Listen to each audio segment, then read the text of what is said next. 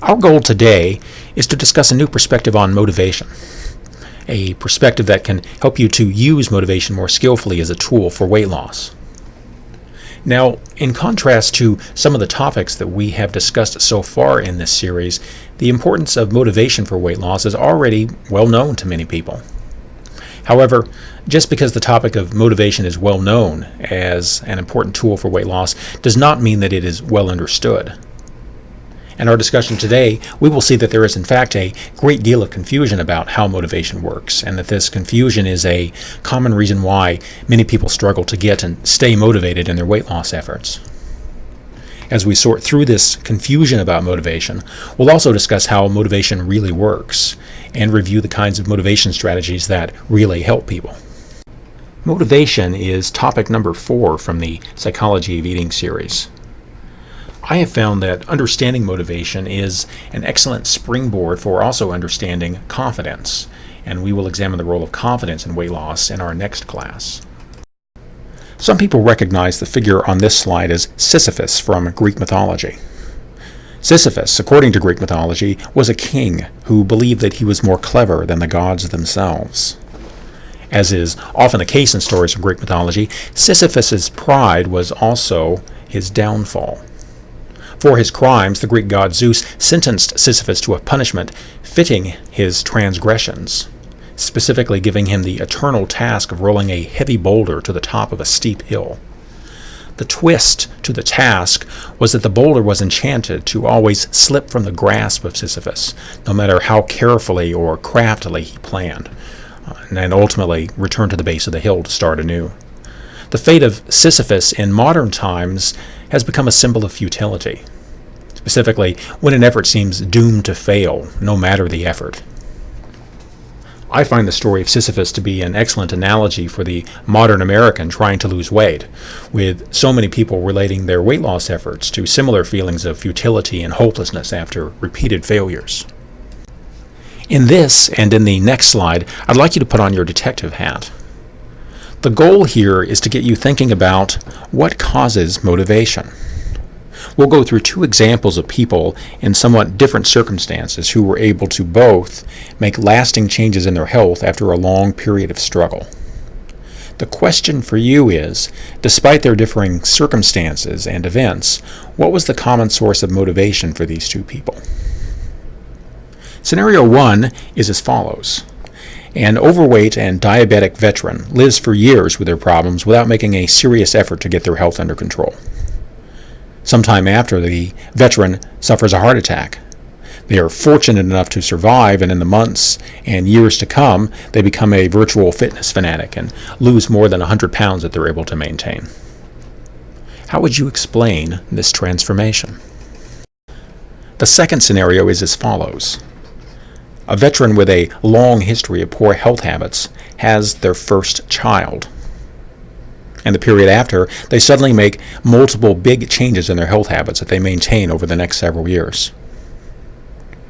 Now, although this second situation is different than the first in several ways, the common outcome in both was that each veteran made marked improvements in their health habits after years of struggle and health neglect. Weighing both the differences and the similarities between the situations, how would you explain these people's change to a state of lasting motivation? The 2 scenarios we reviewed offer us our first important insight into motivation, and that is that motivation is the result of emotions. The people we know, ideas we have, events we experience, and things that happen to us, particularly the ones in those categories that create strong emotions in us, these are the sources of our motivation. It is further valuable to recognize that motivation does not discriminate between types of emotions. For instance, positive emotions are great sources of motivation, just as are negative emotions. Some people even argue that negative emotions are the stronger of the 2 when it comes to motivating people, and that is almost certainly true for at least some people in some situations. In real-life circumstances, motivation often comes from the combination of positive and negative emotions. Recognizing this connection between emotions and motivation is important because it can help you to understand why people often don't act based on their knowledge or the information that they possess. For instance, sitting here learning in class or listening to a lecture on YouTube at home won't motivate you unless it also happens to create a strong enough emotional reaction inside you to mobilize you in some way. Understanding this connection between motivation and emotion is also important because you can now use it strategically. It turns out that learning how to motivate yourself is very much about learning how to manage your own emotions.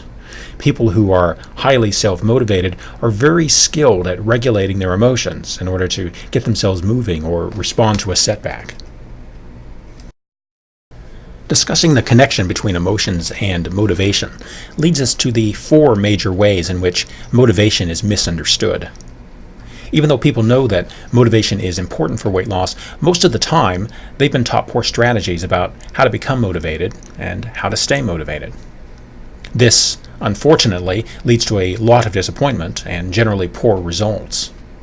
However, if you better learn how motivation works in reality and can apply strategies for using motivation more skillfully, then you can begin to enjoy much better results. We already explored motivation myth number 1, that is, that information does not motivate us without emotions. America is full of people struggling with their weight, their health, and their fitness levels, despite knowing exactly what to do. These people often torture themselves, wondering why they aren't doing better and blaming themselves for their failings, when what has happened much of the time is that they are operating under the incorrect belief that the information they have should motivate them. We'll talk shortly about how to use emotional regulation strategies to improve your motivation. Motivation myth number 2 is that motivation is part of our personality. This, for example, implies that some people are born motivated and some people aren't. As we'll see, this is dead wrong. Turns out everybody is motivated, but motivation is complicated and it often pulls us in competing directions at the same time. If you think of yourself as lazy or unmotivated, for instance, in relation to this myth, it turns out, helpfully, that you have missed something important that can turn things around for you. And we'll examine some motivation strategies related to this myth as well.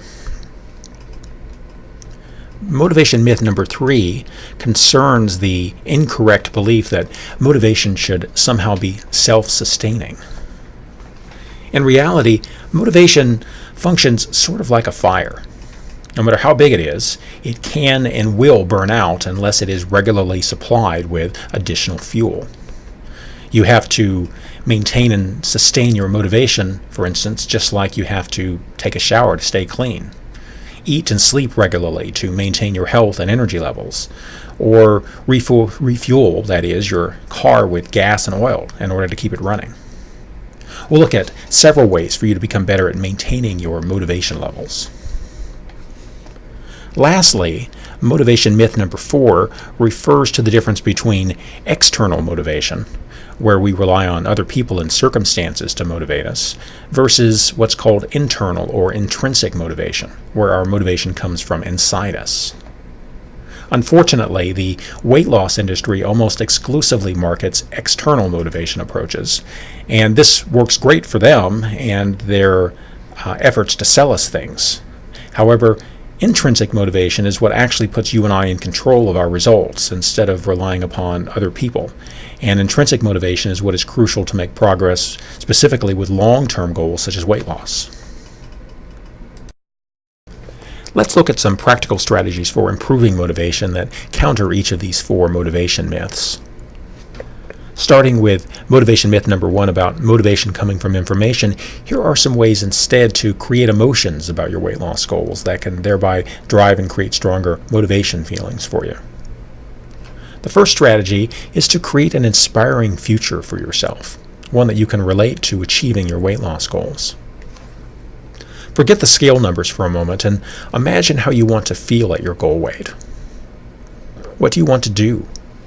Who do you want to do those things with?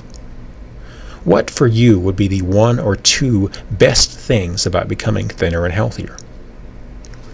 This kind of thinking activates our imagination and frequently fuels the sorts of emotions that we need to sort of get us going and to keep us going. For most people, when they really think about it, there are specific and personal feelings or images about their weight loss goals that are for them the most motivating. These might, for instance, be feelings such as pride or confidence or feeling attractive. It might similarly consist of an image of how you will look or something that you would be able to see yourself doing. Whatever these specific triggers are for you that create the strongest, say, positive emotions about losing weight, make a note of these. File them away and review them on a regular basis. The next strategy is the strategic use of success stories as a way to fuel your motivation. People throughout time have loved stories of good or deserving people overcoming adversity. The feelings that these kinds of stories create, for instance, drive much of our movie and book industry. The challenge for you is to find one or more success stories that you personally can relate to and to review them regularly as a source of motivation. You will likely find yourself amazed of how many examples there are of people of seemingly ordinary means or abilities who have found ways to accomplish difficult goals. Next is the personal advertising strategy, and this refers to the idea of intentionally using advertising in a way to help us rather than harm us. Most people instinctively dislike advertising, and that causes them then to overlook that all advertising is really just an attempt to motivate people. When you realize that advertising is essentially just a motivation technique, why not take the next step and consider how you could use advertising as a means of motivating yourself towards better health? Thankfully, this doesn't mean making your own television commercials. It can instead be as simple as, say, posting motivational pictures around your home, putting an inspirational theme as the ringtone on your smartphone, or perhaps even, say, things such as posting a picture or an activity that can inspire you in a place that you will see or frequently visit. The last strategy shown here on this slide is to stop demotivating.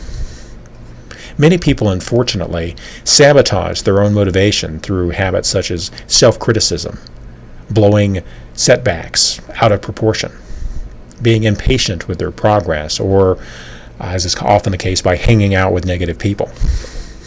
Motivation can be thought of as a fire that can be doused rather easily if you are throwing water metaphorically on it, through the way that you, say, talk to yourself or by the people that you spend time with. Ask yourself, what are the main ways that you tend to reduce your own motivation for weight loss?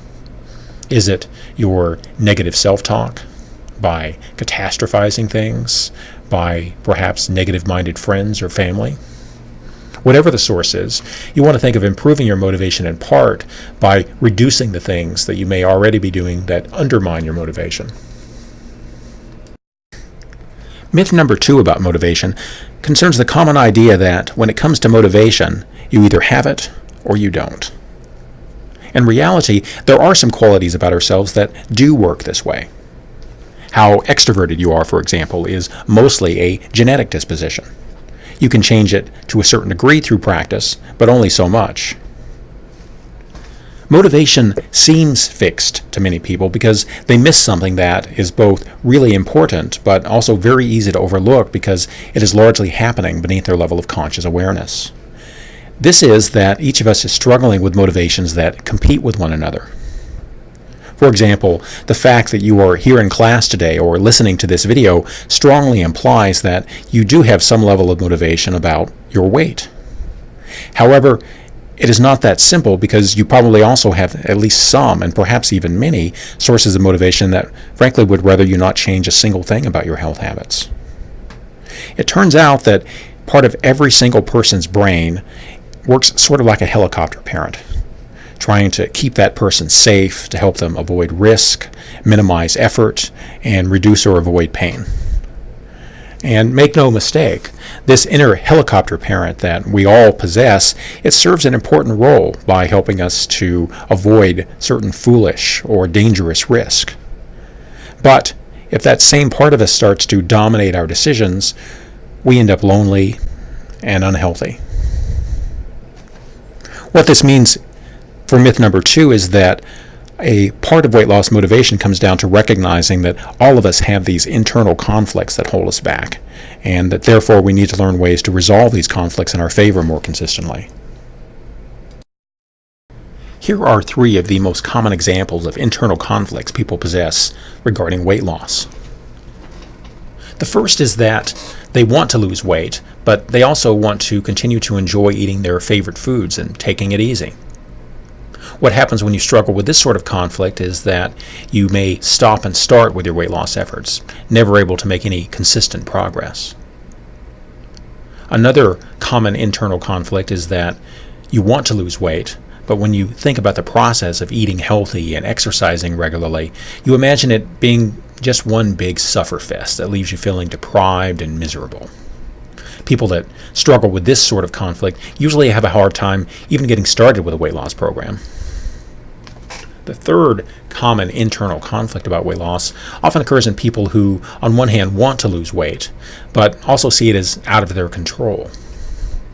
If you see yourself as too old, too sick, too poor, for example, you probably won't even try to lose weight, or if you do, you'll probably give up as soon as it becomes hard. Notice with all of these conflicts that the person in question is in fact motivated to lose weight, sometimes even very motivated. It's just that another part of them is motivated in the opposite direction. If you imagine a tug of war with 2 equally strong people competing, you know that the most common result will be a stalemate. Because these 3 types of internal conflicts are so common, the natural question is, well, what is a person struggling with one or more of them supposed to do? The obvious answer to most people about internal conflicts is to somehow make them go away. Can you pull my sweet tooth, for example, get rid of my lazy side, or somehow make me stop procrastinating? For better or for worse, however, there is no way of getting rid of these internal conflicts. They are as deep in our human biology as our ability to see or to hear. However, just because we can't get rid of them does not mean that we cannot learn better ways to manage them. The first of these ways, perhaps ironically, is to accept that you are always going to have a part of yourself that tries to talk you out of your goals.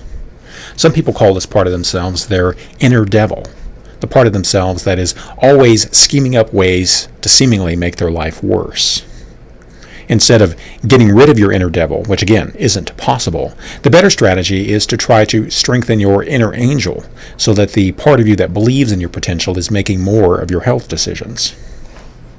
Believe it or not, you've always had an inner angel that helped to push you through adversity and to take necessary risk. It was the inner voice that you have, for example, that allowed you as an infant to babble endlessly until you figured out how to talk. It was the same inner angel that kept you pushing forward, figuring out how to walk, despite the fact that you were staggering around like a drunken sailor for perhaps months in the attempt.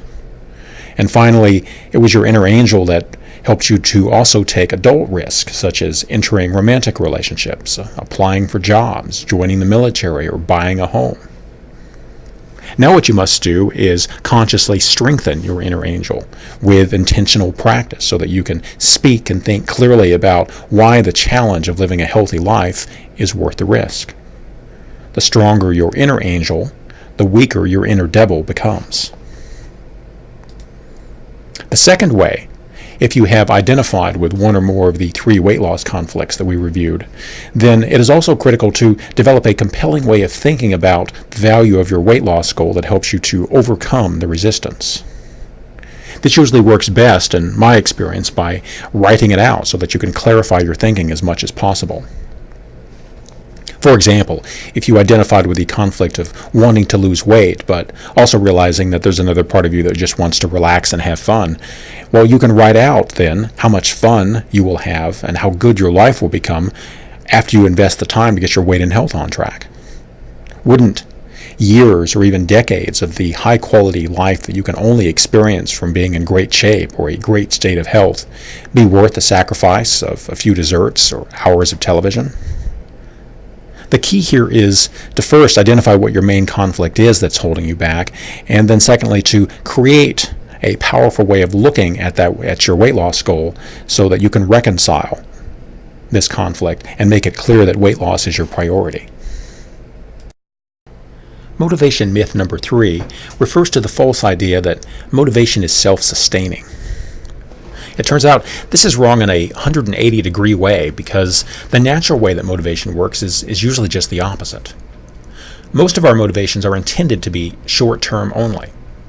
Motivations such as to sleep or to eat. Imagine how disastrous, frankly, it would be if you were to be permanently motivated to sleep or eat or drink. Most of the time, for most of our situations, motivation is just a short-term feeling, something that we need only long enough to help us to achieve a short-term goal. Sometimes, however, we have goals that require us to stay motivated for long periods in order to achieve them. Weight loss is one of just many such examples. Others might include, say, getting a college degree, training to run a marathon, or raising children. In these cases, it is helpful to think of your motivation as something like an internal fire that is necessary for you to maintain for months or perhaps even years, long enough to achieve your goal. Staying motivated for long-term goals requires an entirely different set of strategies than getting motivated for short-term goals. Let's look at some of these long-term motivation strategies. The first strategy for sustaining your motivation is to develop a habit of reviewing why you are motivated to lose weight now. If you don't learn how to review your weight loss reasons on a regular basis, odds are you will forget them. And once you've forgotten your reasons, your motivation to lose weight will probably also disappear. We will do an exercise here in just a few minutes to help you identify and record your weight loss motivations. A second strategy is to break up your long-term weight loss and quality of life goals into smaller pieces that can serve as miniature goals during your months and weeks and perhaps even days. The intent is to not only set these goals, but to reward yourself when you accomplish them. Now, naturally, this means rewarding yourself with items other than food, and this offers a valuable opportunity for learning. People that are thinner and healthier long term, they have learned how to use non-food rewards to help them when they have achieved something that they've worked hard to accomplish. Some of these alternative rewards can consist of things like social events, hobbies, travel, journaling, and other sorts of personally rewarding activities. The third sustaining strategy is to adopt the burn the boats mentality. This is about replacing the biggest loser sort of mentality that many Americans have about weight loss, where they starve and suffer themselves to lose weight as fast as possible with this imaginary idea that they will be able to then relax afterwards, and instead replace that mentality with a mentality of embracing a permanent new way of life. You want to remind yourself that you have, metaphorically speaking, now chosen the road less traveled and don't intend ever to go back to the old ways or the old results. The crystal ball strategy here refers to the idea of using your your imagination on a regular basis to see yourself in the future having accomplished your goals. For instance, looking the way that you want to look, living the way that you want to live. When you envision this future, that is, engage your mental crystal ball, try intentionally to connect those desirable images, yourself, the events, the places, the accomplishments. Try to connect those images with the sort of daily food and exercise decisions that you're making right now in order to create this future. Fourthly, other people can be an incredible source of ongoing motivation for us. So it is often very important to spend time developing relationships with healthy-minded people and finding ways to interact with them on a regular basis. And this is a win-win strategy because on one hand, their company will help you, and often your company will help them. Next, we will talk in more detail in a few weeks about the strategy of improving your environments, but stated briefly here, this refers to the idea of setting up the places where you eat and exercise so that it is as easy as possible on one hand to make healthy decisions and as hard as possible to make unhealthy decisions. Lastly, the move the goalpost strategy involves the practice of regularly setting new goals as you approach your old goals. Motivation, remember, is a feeling that compels us to take action towards a certain goal. That feeling of motivation naturally declines once we've reached the goal, unless we've set a new one to inspire us further.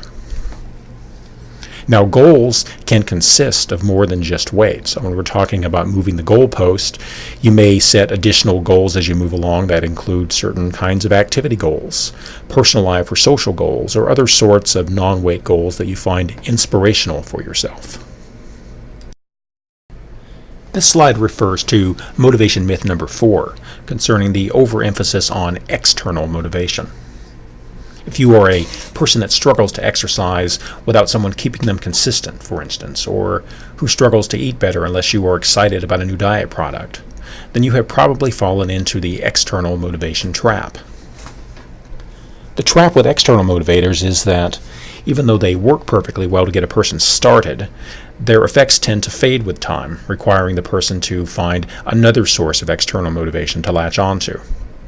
This is why, for example, millions of Americans each year go from fad diet to fad diet, or from one popular exercise product to another. After the initial excitement fades, the person's motivation decreases, their progress evaporates, and the only apparent answer for them is to find another trendy weight loss brand or product and hope that it magically motivates them. Thankfully, there is a better answer, and that is to escape from the external motivation trap and to instead develop internal sources of motivation. Internal motivation comes from developing a new and better mindset about the weight loss process, such as the healthy journey perspective that we discussed among our first classes. It also comes from valuing the process of becoming healthier and improving our quality of life the right way, instead of trying to get as thin as possible, as fast as possible, or by any means necessary. It further comes from making that healthy identity shift that we spoke of in detail in a class previous, where you start seeing yourself as a healthy person now who makes healthy decisions instead of as a unhealthy or overweight person trying to make themselves do healthy things. Intrinsic motivation is powerful because it puts you in the driver's seat instead of the passenger seat with regards to your motivation for weight loss. When you think about it, you can realize that long-term weight loss is ultimately about you, and it will come down to the changes that you are willing to make. And recognizing this, it then logically follows that you should be the one driving the decisions rather than other people or products whose agenda is rarely, if ever, your success. There is a good chance that this slide doesn't make immediate sense to you, so let me walk you through it. You can see here a picture of a Venus flytrap and a person selling Kool-Aid. The person selling Kool-Aid, if you don't recognize them, is Jim Jones, the infamous and notorious cult leader, and I don't recommend that you buy what he is selling. Both of these pictures are intended to be metaphorical. They each refer to the idea that you and I are exposed to many forms of external motivation that can appear very seductive on the surface, despite the harms that they will eventually cause us. We aren't, for instance, literally insects drawn into Venus flytraps, but we are people drawn into fast food restaurants and buffet restaurants far too often for them to be good for us. A Venus flytrap motivates a fly to enter by offering up tantalizing colors, smells, and taste. And isn't this exactly what successful restaurants do to attract customers? Jim Jones is, perhaps thankfully, long since deceased, but the cult of the weight loss industry is still going strong, constantly advertising for new members to buy its own versions of Kool-Aid through diet scams, supplement gimmicks, and many different types of low-quality exercise products. On the previous slide, we reviewed the relatively greater value of internal motivation over external motivation, particularly for long-term goals such as that needed for weight loss, health, relationships, finances, and other sorts of longer-term, future-oriented goals. External motivators do work well for short-term goals. And this slide is really just another way of looking at the same concept to help us realize that many sources of external motivation, no matter how good they might look on the outside, often do not have our best interest at heart. We've discussed the close relationship between emotions and motivation today, and here is an exercise that you can use to intentionally create the kinds of emotions that you will need to help you with your weight loss efforts. This exercise consists of answering 5 questions about you and your weight loss goals. Technically, these questions could be answered in any order, but I've laid them out here based on my own personal experience in a question 1 to question 5 order because they seem to work better this way. These are not intended to be abstract questions. They are, in fact, literal questions intended to get you thinking about your personal situations, your personal goals, and your own personal sources of motivation. When these questions work well, they cause you to not only think, say, of a answer that you might write down, but also to feel. And it's these feelings that could be both in the form of, say, good feelings, for instance, how proud you might feel of losing weight, but also perhaps of bad feelings, such as regret if you don't take advantage of the opportunity that you have right now. These questions tend to work best when you literally write down the answers and then to put them into a place where you can review them or see them on a regular basis. The last motivation subject that I will cover with you here addresses the theme of depending too much on feeling motivated to pursue your weight loss goals. It may or may not surprise you to learn that even the most hardworking and successful people often just don't feel like it. Professional athletes sometimes feel like sleeping in. Nobel Prize-winning scientists sometimes just want to roll over and take the day off. Even the most prolific writers frequently aren't in the mood. You and I are mostly like everybody else on the inside. For instance, sometimes we're fired up and motivated. It is great when this happens because during those times, taking action and even overcoming obstacles feels easy. However, a lot of the time we don't feel particularly motivated and still have to find a way to get started. That's when skills kick in. People, for instance, with good motivation skills remember that sometimes motivation comes from taking action rather than preceding action. It can be useful to remind ourselves that sometimes, even when we're not feeling great, that once we get moving, that often these good motivation feelings will actually kick in. Similarly, sometimes we have to not only get moving, but also accomplish something before the motivational lights will turn on. In this case, we are best off following the old Nike motto to just do it. How often, for instance, do people regret exercise once they have finished? As you may know personally, many people don't feel like exercising beforehand, but once they get started and push through, for instance, actually getting to the gym or out the front door, rarely, if ever, have I seen a person regret exercising afterwards. That getting into motion and accomplishing something that generally creates the feeling. It's just that it takes the action, it takes the accomplishment to create it. Finally, it is also useful to remember that everybody has days now and then when you just sort of feel stuck in the mud, and even taking action don't seem to get the motivational fires going. I think of these as training days for your mind in the same way that going to the gym may be a training day for your body. And I think of these as mental training days because on these tougher days you're developing that mental muscle to sort of train yourself to take action even when you aren't necessarily into it. It can be very empowering for a person to realize that even during a bad day, you do still have the ability to make good choices. In some, no one feels like it all the time. Successful people have learned instead to not depend too much on how they feel in order to do the things that they value. We will wrap up for today with this slide. Motivation is a very interesting and a very complex subject. In our class today, I've tried to efficiently cover some new and practical ways of understanding motivation and review a collection of strategies to help you use your motivational powers more effectively. For those wanting even more detail about what we've covered today, you can find an entire chapter dedicated to the topic of motivation in the Psychology of Eating book.